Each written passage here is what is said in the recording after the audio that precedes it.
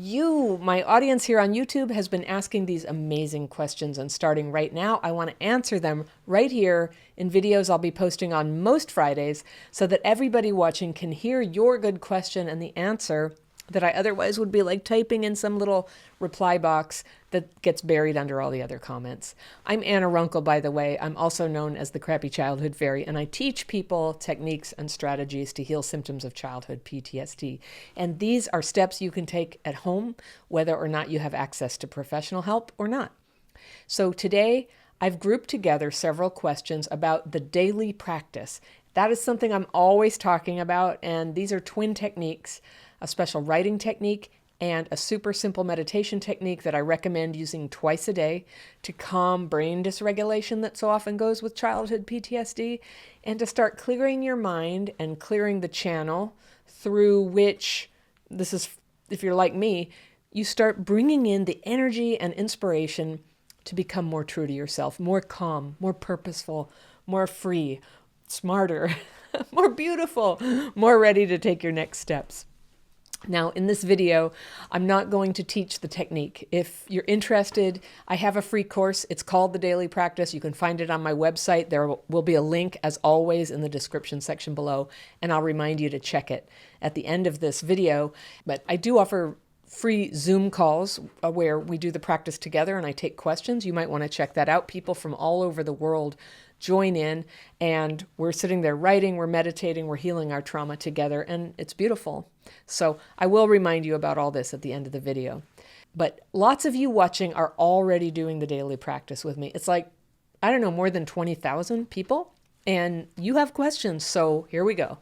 First question, all right, this was from a social worker last week. She says, "You already know I think you're wonderful, yet I feel compelled to add a cautionary note. As many people as you're able to help, this is the same number you can potentially hurt. I caution you against telling people the daily practice is the primary mandatory intervention for healing from childhood PTSD." So I was really surprised that this person said that. I thought she seemed pretty tuned into what I do. I know for certain that I have never said that it's mandatory or the only way that you can heal CPTSD. And in fact, I'm really careful not to say that you can heal CPTSD. CPTSD is a condition that I can't diagnose. I don't think anybody can heal it. It's kind of like diabetes, where you can treat symptoms, you can calm body systems that are activated by it. So there are a lot of things you can do to improve your wellness around it, but there's no claim that I can heal, and definitely not that it's mandatory. This community, there are like, I don't know, 140,000 people who follow the Fairy, subscribed in one piece or another of it. And I know a lot of you are in talk therapy. Some people are in somatic healing. Some people are doing this entirely spiritually. Some people don't have anything. Some people have really been alienated by what's available out there. And I'm here just talking about two main facets of healing that I've learned. I read books, but it's just mostly from my own experience. One is brain dysregulation. That is something that was not well understood until fairly recently, and we still have so much to learn about it. But once you understand that brain and nervous system dysregulation is a lot of what's happening after trauma, it starts to make a lot of sense. It starts to explain why so many other therapies are so difficult to get results from. Other people get them, we don't. Why? Now, maybe you did, but a lot of people, for example, in talk therapy, people who had trauma as kids get very dysregulated by talking about trauma.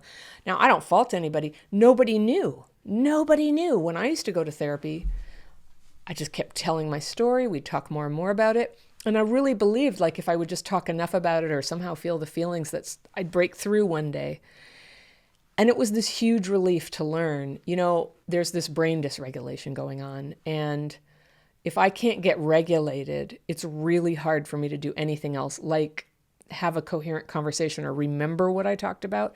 And I would end up in tears. So the daily practice that I teach, it's something that I learned many years ago, way before I knew anything about dysregulation, or that what this is PTSD. And a friend showed it to me. It's a technique to get distressing thoughts out on paper, not spoken, but out on paper, and then to rest my mind in meditation. It's deceptively simple. my experience is that it's very, very powerful. Now, I know there's people who, they try it, it doesn't work, it doesn't help them. But I also know thousands of people who are getting results that are somewhere along the line of what happened to me. It's calming, it clears your head. And there's only one way to find out what it does for you, and that's to give it a try. I teach it free. It's a really simple course. It takes about an hour, to learn it and try it. So there's not too terribly much to lose, and you can try it. Some people try it and like right away, they're just like, I hate this. A lot of people, they try it and they're just like, eureka, this is exactly what I need. Some people have to go a little longer to get a feel for whether it helps them. But the thing I said that I think she may have been responding to on a call recently was I said, for best results, if you really want to see if the daily practice is working for you, try to do it as exactly as taught. You can learn exactly how I teach it by taking that course. There's a download and some videos. And do it just like that, twice a day, like it says, for a week. For 7 days, do that. And just so you can distinguish, like, what are the benefits that come from doing the daily practice versus any other things that are benefiting you, just for that week, really don't, just set aside other things that you're trying, whether it's, somatic stuff, talk therapy. And if that means on your Thursday at 1:00 therapy appointment, you go home and you begin your 7 days trying something else, and on Thursday you go back, that's fine. I don't advocate that you have to quit anything, but it's sort of like an elimination diet where you would just focus on one thing for a while and just see what it does so that you can get your full experience. Now, a lot of people, they can't or don't want to do that, and that's fine. And I would be the first person to say, you've got to direct your own healing and make your own best judgments about what would be good for you. Don't listen to anybody on YouTube or anybody and let them override your good judgment about what's good for you. And that includes me. You should take what I say with a grain of salt. Just know this is my experience. I'm trying to offer it to you. You can see if you want to use it. All right?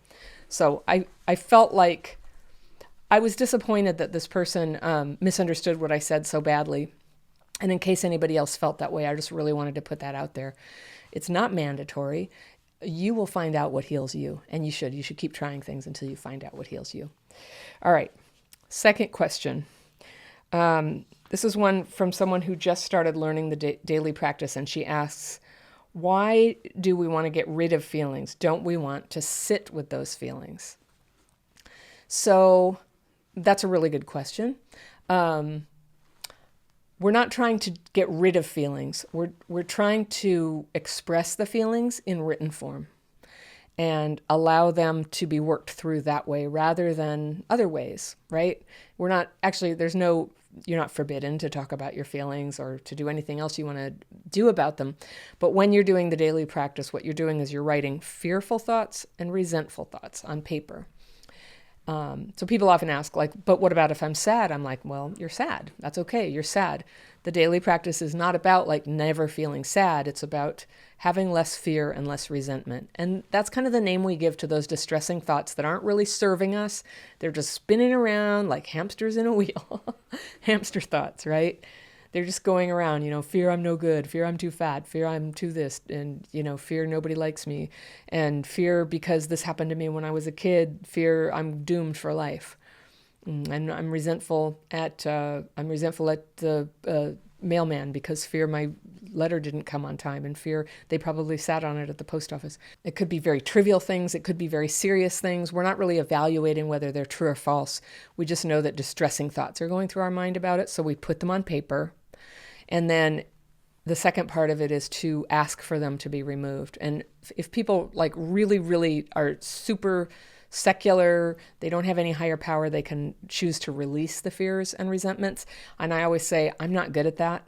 I have to have a higher power because I can try to will myself to release fears and resentments, but I can't really do it. I'm too attached to them. So I write this closing at the end. In the forms that I give you in the course, I teach a little bit about that, how you can adapt that to yourself, and the strongest thing that you believe in that is that you can appeal to for healing, whether that's your higher self or God or something in between.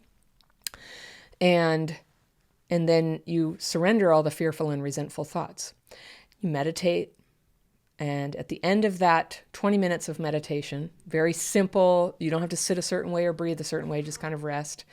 You just kind of see what you do. You just see. You don't try to think positively. You don't try to put anything out of your mind, and you don't try to not feel your feelings. But when you have CPTSD, especially if you have emotional dysregulation, the emotions are like, they're often like more than you want, and they're overblown, right? So putting them on paper is a way to just kind of bring them right sized.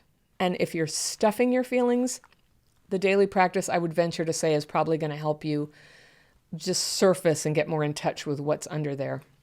Often you'll be writing and you go into it feeling fine. And as you're writing, and you're just writing what's on your mind right now. But as you go, tears will come. You start crying. You start crying and writing. Then the tears pass and you keep writing. You might laugh.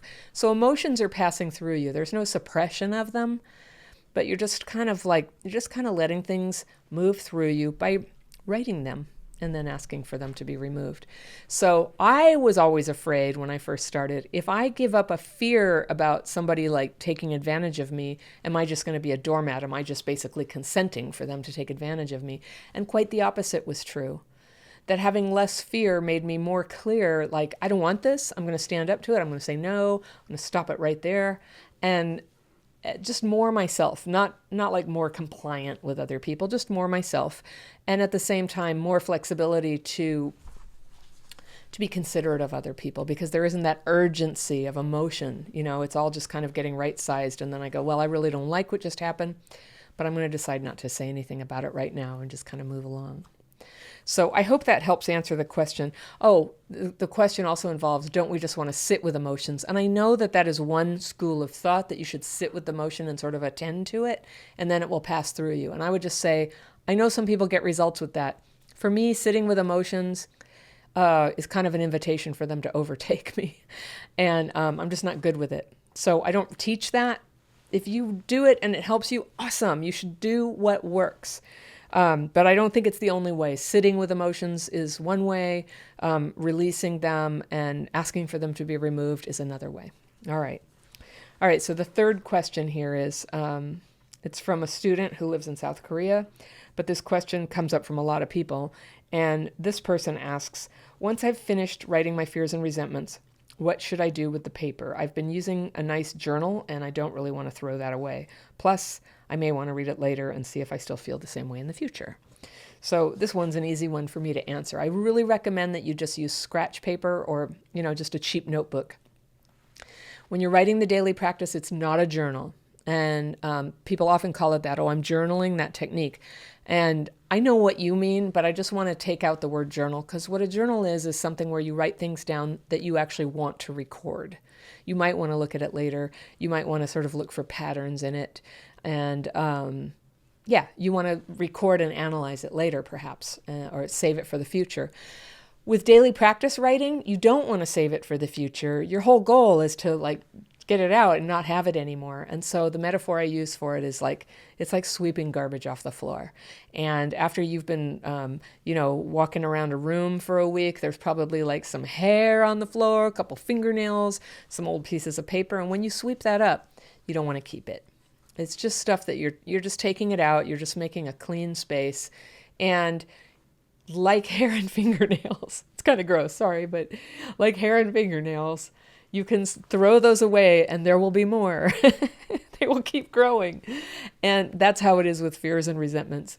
We're human. They always come back, but they come back a little tamer and a little less every time. And it might take years till you're not having to write 10 pages a day. I used to write 10 pages a day. It was the best thing I ever did. But I never made myself. No, that's not true. I did make myself write. I tried to stay consistent even when I didn't feel like it. And just for the record, it took me a few years to get consistent. It was hard for me to commit to doing it twice a day. I felt ashamed about it. The friend who showed me just kept saying, don't worry, if you're in enough pain, you'll do it. And that's what I say to you. Don't feel ashamed. Just if it helps you, when you're in pain, you'll do it. And you might just find one day that instead of you trying to make it happen, it's just kind of pulling you in at the right time every day. And that's what happens when you're regular. I do talk about best results. And for best results, seriously, twice a day and with meditation is the way to do it. But if you can just do it now and then when you're upset, that's fine. All right, so question number 4. A person in my membership program says, I'm worried that by writing all these fears on paper, I'm going to make them more real and even risk making them manifest in my life. Could it be maybe better to write the fear followed with an affirmation or some kind of statement about what is really true? And the answer is, no, it's not better to do that, even though I totally get the intention there and it's a good intention. It's not necessary to tack on something where you actively try to make the daily practice make you feel a certain way. And the reason it's not necessary is because it does a marvelous job all by itself of just helping you get freer of the negative thinking. And what's left when that's gone is a space where genuine, positive feelings can come in. So some of the things that have come to me from getting my fear and resentment on paper, especially over time, is I get these bursts of feeling naturally grateful, accepting, kind, all these emotions that are, sometimes it's necessary to sort of push ourselves to feel them. And I'm not knocking that. Like making a gratitude list when you're not grateful can be very positive. But I would just say, do that outside your daily practice. After you're done, go ahead and do anything you want. But when you write and you meditate, just put the fear and resentment and then meditate so that you can see what that experience really is. And I think you're going to be surprised how much when the fear and resentment is gone, how much all the positive things start to well up. And it's good. I'm not knocking, making yourself feel a positive thing like gratitude. I've done gratitude lists and they're very good. But an honest sense of gratitude can come surging up sometimes when you don't have fear and resentment. Or forgiveness. Forgiveness is something that we try to force sometimes. It comes up a lot with CPTSD. And I would just say to you, real forgiveness is a naturally occurring blessing that happens, that sort of like comes down to you when you have no more fear and resentment. And you can have less fear and resentment by getting it on paper. So these are some of the most common questions I get asked about the daily practice. And I wanted to make sure that you had my answers to them and you can start grooving into that. It'll empower you more to be working that daily practice, whether you can come to my group Zoom calls or you're just doing it on your own. I mean, everybody does it on their own almost all the time. So something I wanted to announce here. Yes, I'm posting twice a week these days. And so every Tuesday, I post one of my teaching videos about some aspect of CPTSD and changing your life. And then on Fridays, I'll be doing these sort of Ask the Fairy sessions. Is that a good name? Should I keep that name? The one exception is on one day a month. This month, it's going to be January 28th. I'll be doing another Q&A live stream on YouTube at 11 a.m. Pacific, and there's a little placeholder there on the channel. So that's the live stream. But for these recorded Q&A sessions, I would love it if you would email me your questions in advance. You can send them to Anna, A-N-N-A, at crappychildhoodfairy.com. And you can put in the subject line, Ask the Fairy, or question for YouTube, just because I get like literally hundreds of emails a day and I want to know that yours is for this, and I will definitely open it and read it. So what else did I want to tell you? I'm working on a new way of eating. And ever since I learned that early trauma can make us carb sensitive, I changed my diet and it feels really good. I have a link to the food sensitivity quiz below. It's from Susan Pierce Thompson, and you might want to check that out. If you have what I have, the quiz is going to be very illuminating, and they'll send you some information that you can use it to come and join me in this new way of eating if you like.